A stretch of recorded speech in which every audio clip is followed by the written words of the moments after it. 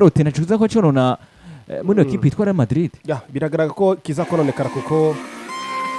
n'umukinnyi nubwo ngo ni mwiza byaragaragara umukinnyi mwiza ko bashaka muri equipe ya Real Madrid kuko yakoze amateka wanashaka muri equipe ya Paris Saint-Germain muri equipe ya Madrid n'umukinnyi mwiza kandi niwe top scorer wabo amaze kuba muri squad biraza ko ari ikibazo gikomeye kuri equipe ya Real Madrid cyongeye ko ni equipe nako igiye kuhiganira igikombe gikomeye cyane wanashaka Super Coupe na ni mu club akomeye cyane hariya mu gihugu cya Espagne equipe ya Atletico gize kabiri ni derby kubahuza ni derby mu derby kunda kugora ino mugwe wa Real Madrid ikigize gatatu naco ni equipe ya Atletico Madrid muna kuva 2023 imaze kugora cyane equipe ya Real Madrid wanashaka mugende ngo yitsinda ko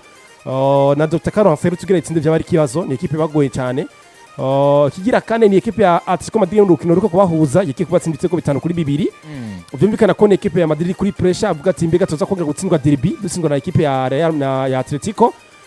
rego cha ubura element nka Kylian Mbappe rotse muri equipe so kuba bikomeye cyane yego rero kurundi ruhande ndavuga gute ino equipe ya Real Madrid bireza ko bihagaraze cyangwa bishingiye ku kino kwita tactique mbega Xabi Alonso nta plan B afite muri equipe mbega Xabi Alonso yizire muri Mbappe wenyene gusa mbega Xabi Alonso akinyatunze nta bundi bushobozi afite kuza kwigaragaza imbere ati ko kaza kwitsinda umwaka w'inkino muri Liga barakinye baravuga ngo Atletico ikigeye Madrid ifise imvune yishi mu mutima muri defense bose bagiye haraske yitwa Antonio Rudiger bazana Valverde baramukini bazana Tchouameni bazana Valverde ku numero 2 baraza kubakira umupira ariko birangira equipe ya Atletico itakaje na imbere ya equipe ya Real Madrid nukuvuga ngo equipe nkuru ya mari nkuru kandi derby ya mari derby ntugira kuri performance ya equipe hagugira ku cyo no kwita mbega tactique zo munyereza mu rukino muri fonctionnement dije hari ubwiza bw'umunyereza kugaragaza bikaza kuba birangira no equipe yagiye kubitsinda kuko no kubiza ukuri Xabi Alonso ubwiwe n'umumenyereza ubona ko agaragaza tactique mbi imbere wanashaka nuvuga ngo yama equipe masa nk'amakuru abakipe bakorera mugora cyane gutsinda uti kubera iki twarabonye imbere y'umugwi wa Paris Saint-Germain yigenjeje no mugabo bita Xabi Alonso yaratakaje sibyo atubona imbere equipe ya Paris Saint-Germain aratakaza imbere ya Atletico aratakaza nuko umugabo ubona ko imbere aho yeno mu tacticien araza kugwa cyane n'ubugeza kuba bakina bikaza kuba bimukugira karambaraye so jembwa na kurande gwanje rero guhita mvuga ngo Kylian Mbappe tunaza kuba ari kibazo gutsindwa kwa Real Madrid nke mugihe yotsinda ngo hari byagaragaye jembwa na kurande gwanje atari yo zina rya Mbappe kizoga kuvuga ngo ni kibazo kuri Real Madrid ku ntsinzi cyangwa ku ntsinzi bazo kuba babona kuko hari abakinyi benshi equipe itunze karatsi no Kylian Mbappe rotsaraza ni equipe igaragaje ko ari gishobora gutwara ibikombe byose bihaho ku isi irazira bitwara tamba papise rero ngo kurandi gwanje rero umumenyereza biza kubishinge ku myezo bya Xabi Alonso kuza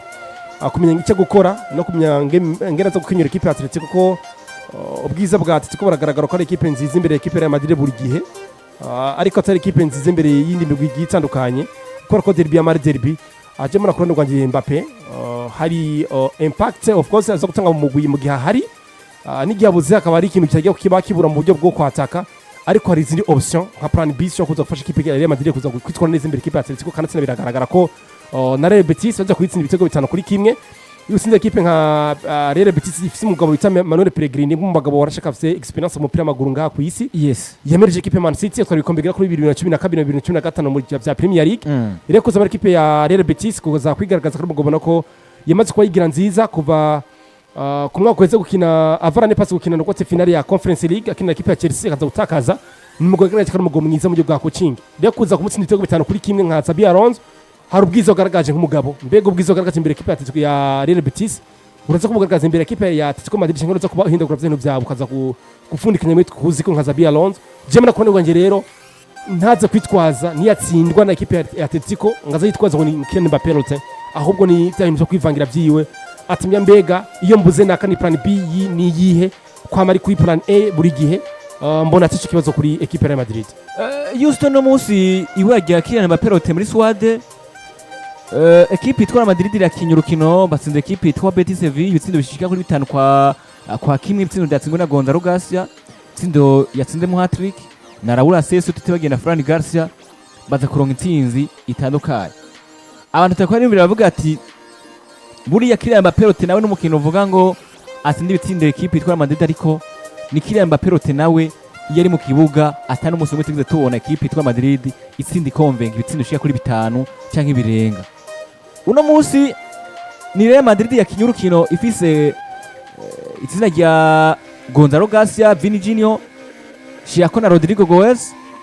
n'abandi bakina vuba bakina hagati mu kibuga, ariko kuno munsi bagikora bakina urukino rwa ekipe yitwa Atletico de Madrid muri Super Coupe Espagne muri demi-finale ku munsi wa kane gitiza 3 wanashaka. Wewe uno munsi uriko uraba izina rya Kylian Mbappe rote ibura giwe ku rukino rwa Atletico de Madrid n'irundi rukino rwo mu gihe bikunze bakina na Barcelona nko kuri Clasico cyangwa Atletico Club mu gihe baba barusiyo tike, ubwo kino gihombo Xabi Alonso nadakumisinga cyane za gukombora uwitwa Rodri na kuwitwa Kylian Mbappe rote byo natuma mbere wanashaka mu gihe atwayigenye neza akavuga ngo natsinzwe mugabo natsinzwe kubera nta nifite izina rya Kylian Mbappe rote. Nibaza yuko uno munsi twemeranya yuko intsinzi ya Real Madrid ishingiye kuri Mbappe bivanye na tactique z'umumenyereza Xabi Alonso, ariko uko biri muri rusangi je sinahora kandi sinemeranya ko intsinzi ya Real Madrid bishingiye kuri Mbappe gusa wenyene.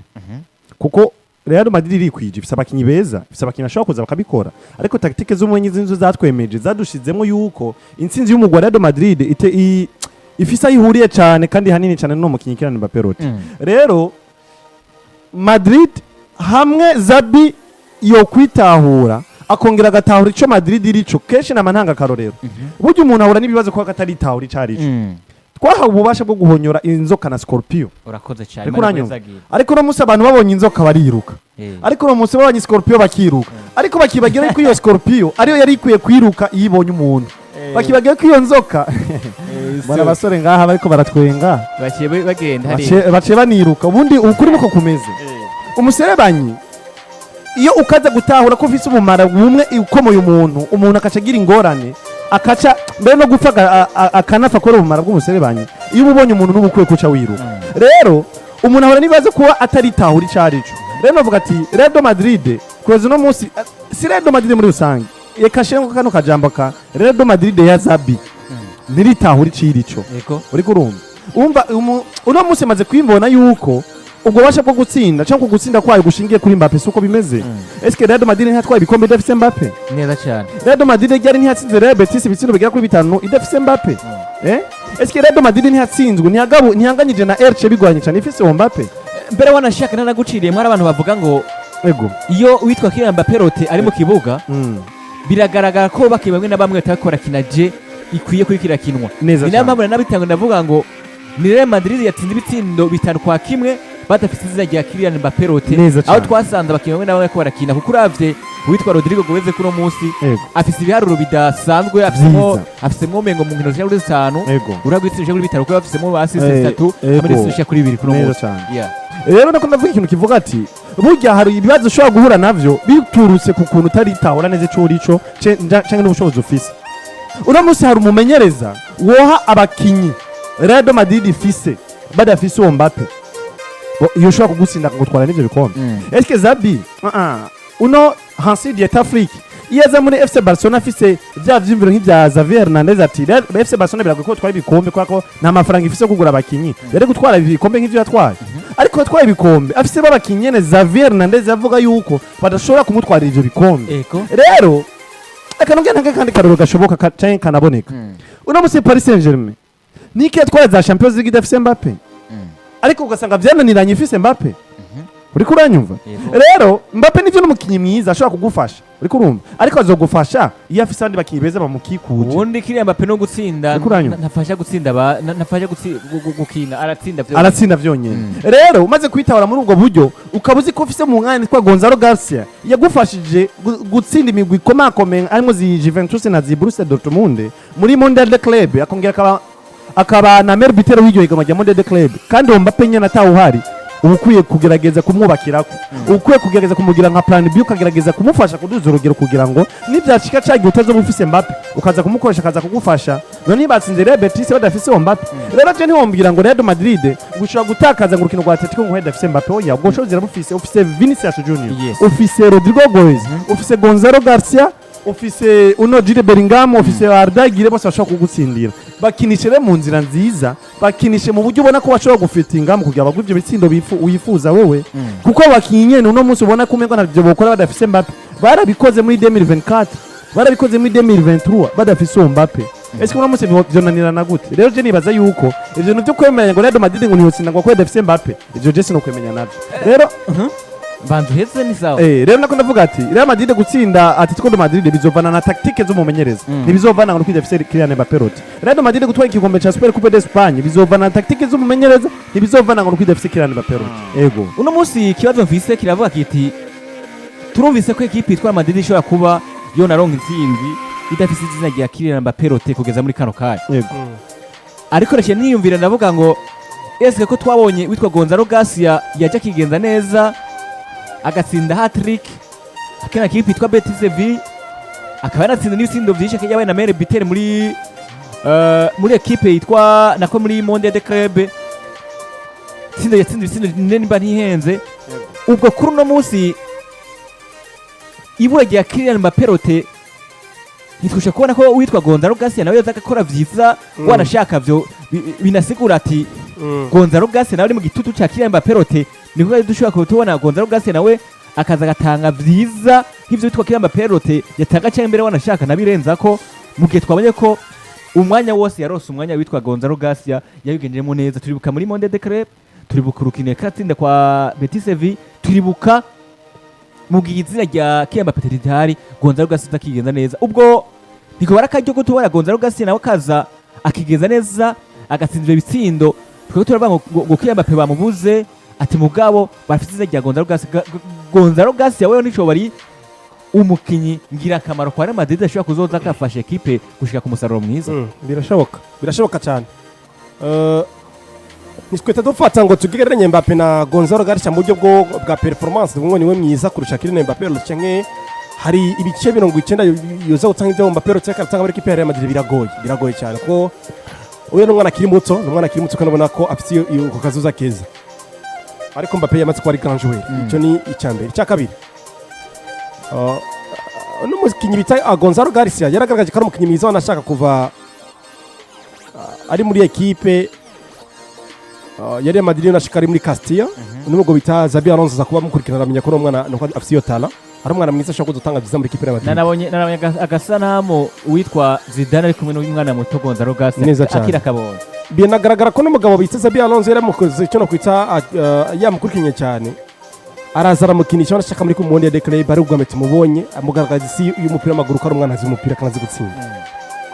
abana top scorer w'iryo higanwa rya Monde de Club nukuvuga ngo ubwiza bwe bwagaragaye muri Monde de Club akubera ko izina Kylian Mbappe rote ryamaze kuba riva mu mvune ari izina rikomeye cyane muri football mondial kandi ari izina ribanze kuba rikora amateka akomeye cyane riza kumushyira ku ntebe y'abasimbura jewe n'ubundi amakosa ndenza ko ndashaka ngo biteze Xabi Alonso wamaze kugaragaza impano wowe wikuriye muri Castilla kandi ari impano nziza imaze kugaragaza ko ari umukinnyi ushobora gutanga byiza mu kibuga kandi nabigaragaje neza abaye na top scorer arimo bataka beza mu isi tunze ni gute nka Xabi Alonso yitumushyira kuri bench kibagira kuba ni metero 5 mu rukino abananye ari kwiditsimira fraîcheur physique mu gihe na Kylian Mbappe rote kuravuga nawe hari gihe urukino rwamunaniye burundu sivyo neza cyane sivyo no kuvuga ngo Gonzalo Garcia ubwiza bwiwe ni typical number 9 ni wa mukinyi mura ko ni 9 numéro de formation nimero 9 de formation ko nimero hajya kuri centre ibitsinda sinda kuri equipe ya Betis nizira ko buri wese yo kwicira akavuga ngo nagaragaye narabonye umwana akiri muto akina equipe ya Madrid agaragaje ubwiza n'ubukire butsi mu gutsinda ibitsinde bwe bitandukanye wanashaka mu buryo butandukanye nabivuze ngaho ubuheruka turana muri cyo ndavuga ngo uno musore bita Gonzalo Garcia abaye umukinyi wa mbere sinze hat-trick Santiago Bernabeu nyuma Cristiano Ronaldo mu buryo butatu butandukanye igitsindo cy'umutwe igitsindo cy'ukuguru kw'iburyo n'igitsindo cy'ukuguru kw'ibubanza yego na Kylian Mbappe rote hari ntabyo arakora Santiago Bernabeu nukuvuga ngo ari kubikora ari Cristiano Ronaldo ariko umwana arakira bigaragaje kuri Santiago Bernabeu arabikoze neza abikora mu buryo bwiza nuvuga ko yamaze kugaragaza ko ari umukinnyi mwiza ashaka gutanga byiza mu gihe Mbappe atahari kandi atsindira nabikoze muri Monde de Club nabibona we nk'umumenyereza mu gihe gukina ekipe ya Atletico Madrid hari ushobora kuvuga ngo Atletico ni ekipe ikomeye Gonzalo Garcia n'umwana akiri muto ariko reka turambe ntani maklub atunze abana shokina bakina n'imigwi komakoma kaza kuyitsinda biragaragara ko bahari habi kiba gikino ni icyizere mbega umumenyereza arafite icyizere uwo mukinyi mbega umumenyereza hari ibice 50% atwokwemeranya ko yoshaka kuza kumugira icyizere kugira amushyire mu kibuga. Agiye kurende rwanjye mbona uyu musore bita Gonzalo Garcia kuri equipe ya Atletico Madrid nta wundi mukinnyi bafise yuza kwakina nka nimero 9. Nta yindi shiko afise ko atarukinisha umusore bita Gonzalo Garcia kanatsinda. Hari imigwi ikomeye yatsinze, yaratsinze equipe ya Juventus, ni equipe ikomeye. Nubwo asubiye inyuma mu buryo bwa performance, ni equipe ibigwi vyo bikomeye. Yaratsinze equipe nka za Arsenal, yaratsinze imigwi itandukanye, n'ibitsinde bigiye bitandukanye. Kanatsinda muri La Liga rukino yakinye rwa mbere nka titulaire, tsinze hat-trick nziza cyane. Soje mbona uno musore bita Gonzalo Garcia yuza kugaragara mu rukino rwa Atletico kandi akatubitwara neza kuko n'umukinyi ubona ko mu buryo rwa tala n'ubwego bwiza ashaka kuza gutanga visa wanashaka muri equipe ya Real Madrid imbere mu rwa Atletico Madrid. nuko kabisa bimeze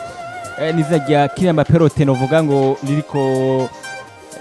na rukino rwa Super Coupe na rukino novuga ngo zino nkinisha kuri zibiri mu gihe bazoba barose kano karyo akatwumvise ko ibura rya Kylian Mbappe dadashobora kuba ryonona ibintu bikomeye cyane kubera ko afise andi mazina nk'aba